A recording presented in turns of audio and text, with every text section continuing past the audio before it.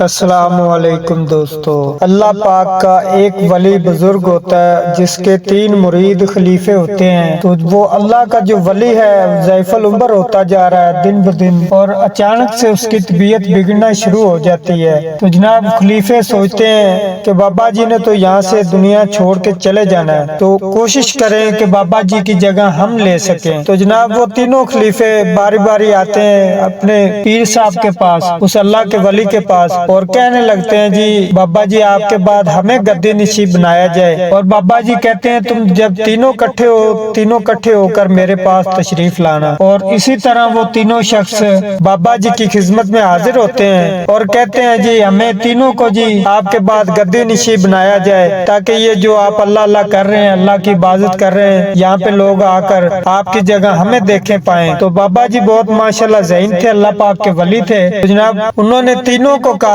کہ یہ ایک مرغی لے جاؤ اور ذبح کر کے لے آؤ جہاں پر تمہیں کوئی نہ دیکھ رہا ہو۔ اور جناب ایک گیا دب اس نے جناب دوار کی اس سائڈ پہ ہوا، جناب مرغی ذبح کی اور واپس آ گیا بابا جی کے پاس۔ اور دوسرے نے بھی ایسے کیا، کوئی نہیں دیکھ رہا جی ذبح کر کے وہ بھی فٹافٹ سے آ گیا بابا جی کے پاس۔ اور جناب جو تیسرا شخص تھا وہ بھی ذہین اور عقل مند اور اللہ کا نیک بندہ تھا، اس نے تقریباً کچھ ماہ بار گزار دیے۔ وہ جہاں پہ مرغی کو ذبح کرنے لگتا تھا ذہن میں ایک بات آ جاتی تھی، یار یہاں پر تو اللہ پاک دیکھ رہا ہے۔ اور بابا جی نے کہا جہاں پہ کوئی نہیں دیکھ رہا وہاں پہ اس کو ذبح کر کے لانا ہے۔ تو جناب اسی طرح کچھ مہینوں کے بعد وہ شخص مرغی زندہ واپس لے کر آتا ہے بابا جی کی خدمت میں، اور بابا جی پوچھتے ہیں بیٹا یہ تو دونوں گئے ہیں فٹافٹ کر کے ذبح لے آئے ہیں، تم اتنے مہینے بعد بھی آئے ہو اور مرغی کو آج بھی زندہ ہی پکڑے ہوئے ہو۔ تو وہ کہنے لگا بابا جی میں جہاں بھی گیا ہوں، دنیا کے جس گلی بازار نکر کونے میں، جس قصبے میں، جس بستی میں گیا ہوں، مجھے جب میں ذبح کرنے لگتا تھا تو یہ ذہن میں خیال آتا تھا یہاں پر تو اللہ کی ذات دیکھ رہی ہے، کوئی بندہ نہیں دیکھ رہا بے شک، لیکن اللہ پاک کی ذات دیکھ رہی ہے۔ تو جناب اسی طرح